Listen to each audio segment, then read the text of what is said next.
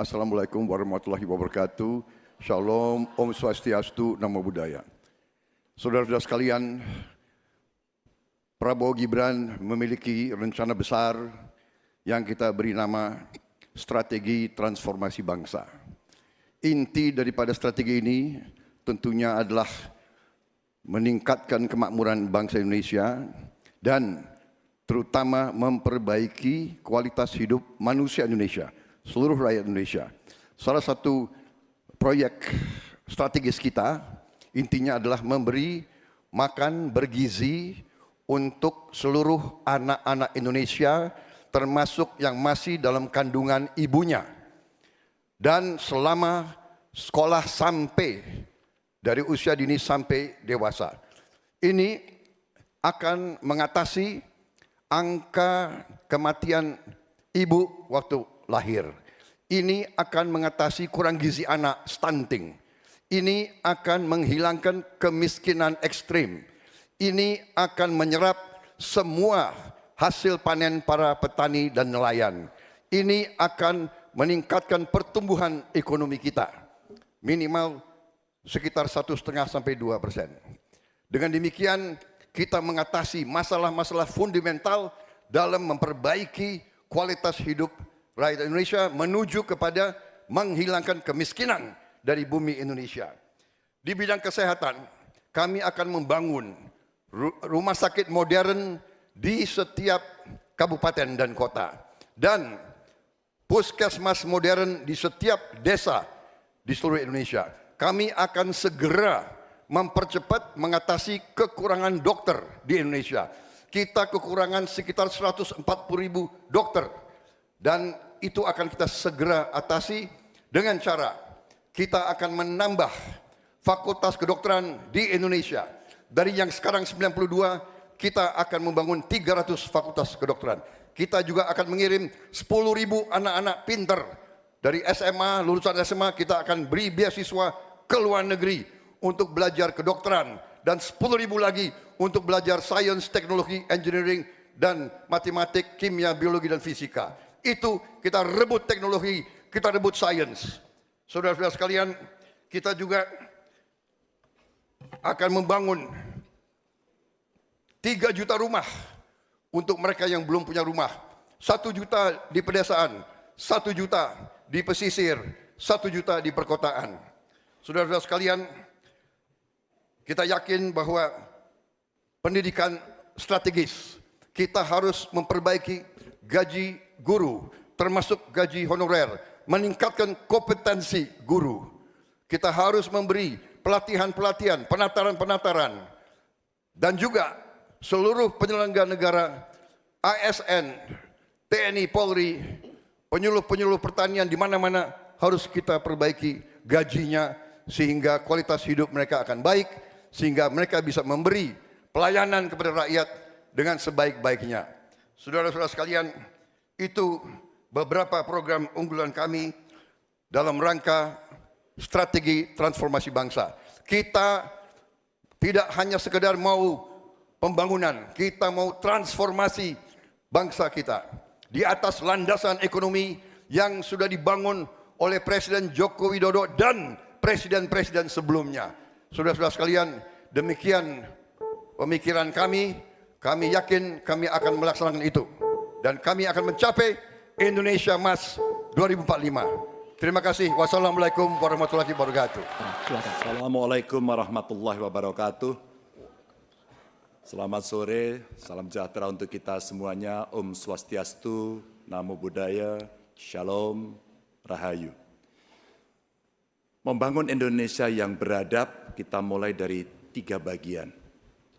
Kita punya kepribadian dalam kebudayaan dan itu mesti masuk di dalam jiwa insan Indonesia. Dan tentu saja kesehatan menjadi yang pertama. Preventif adalah sesuatu yang paling bagus. Kita olahraga, makan sehat, dan itu akan membantu dalam politik kesehatan kita akan jauh lebih baik. Dan tentu saja akses kesehatan yang diperlukan di setiap desa. Kenapa Ganjar Mahfud membuat 1 desa, 1 vaskes, 1 nakes? Karena kami ingin mereka mendapatkan yang terbaik. Dan kemudian ibu, anak, lansia, disabilitas, masyarakat adat akan mendapatkan peran yang sama di dalam layanan-layanan kesehatan, di mana di daerah-daerah terisolir mereka membutuhkan akses ini dengan sangat bagus. Kalau itu semua sudah baik, Bapak Ibu, maka pendidikan dan kebudayaan mesti kita bangun bersama-sama. Akses pendidikan yang baik, lebih inklusi, kemudian kurikulum yang mantap, dan tentu saja fasilitas yang diberikan harus bisa memberikan akses terbaik untuk anak-anak didik kita, termasuk nasib guru dan dosen. Kalaulah kemudian ini bisa berjalan dengan baik, maka perempuan muda dari Jogja, Mbak Kalis namanya, menyampaikan, Pak Ganjar, perhatikan mereka yang selama ini terpinggirkan. Ada dua yang utama, kelompok perempuan, dan yang kedua adalah penyandang disabilitas. Tolong betul agar sekolah makin inklusi dan mereka tidak mendapatkan perlakuan yang diskriminatif. Setelah itulah kemudian baru mereka bekerja. Dan tentu saja keterampilan yang dia dapatkan melalui pendidikan yang baik, ini akan mendorong atau bisa merespon lapangan kerja yang sangat terbuka dan upah buruh yang baik. Sehingga kawan-kawan buruh kemarin bertemu dengan saya, tolong Pak, segera review Undang-Undang Cipta Kerja, karena ini yang perlu mendapatkan keseimbangan dengan nasib kami. Dan tentu saja pembangunan ini harus berorientasi kepada SDM atau manusia. Budi pekerti yang baik, sopan, toleran, tidak atikang, atikung, atikuno, sehingga mereka menjadi manusia yang lengkap. Ini bisa berjalan dengan cepat kalau digitalisasi kita lakukan. Infrastruktur teknologi informasinya baik, kemudian tersebar, internetnya bisa cepat, dan mereka akan bisa mendapatkan media yang bagus untuk mengembangkan diri. Tentu saja Bapak Ibu, dalam politik kali ini itu mesti diberikan contoh. Demokrasinya harus lebih baik, demokratisasi berjalan baik, kemudian contoh atau teladan pemimpin yang juga baik dan tidak ada konflik kepentingan seperti Pak Mahfud contohkan, dia mundur agar ini membangun integritas yang baik. Dan tentu saja keresahan yang muncul baik dari Gusmus, Muhammadiyah, Romo Van Magnis, Gunawan Muhammad, dan kampus-kampus mesti menjadi catatan kita bersama bahwa kita dalam konteks ber-Indonesia, berbudaya, semua dalam koridor yang baik. Dan tentu saja, kenapa ini mesti kita lakukan Bapak Ibu? Karena itulah suara-suara rakyat yang kami dengarkan oleh Ganjar Mahfud ketika kami tidur di rumah penduduk, ketika kami mendengarkan mereka, dan mereka membuka seluruh unek-uneknya. Itulah kenapa kami sampaikan, tuanku adalah rakyat, jabatan ini hanyalah mandat. Wassalamualaikum warahmatullahi wabarakatuh. Warahmatullahi wabarakatuh. Waalaikumsalam. Selamat malam, salam sejahtera untuk kita semua. Ibu, Bapak, saudara-saudara sebangsa setanah air yang sangat saya cintai. Persoalan terbesar bangsa kita hari ini, republik kita hari ini adalah ketimpangan, ketidaksetaraan, ketidakadilan.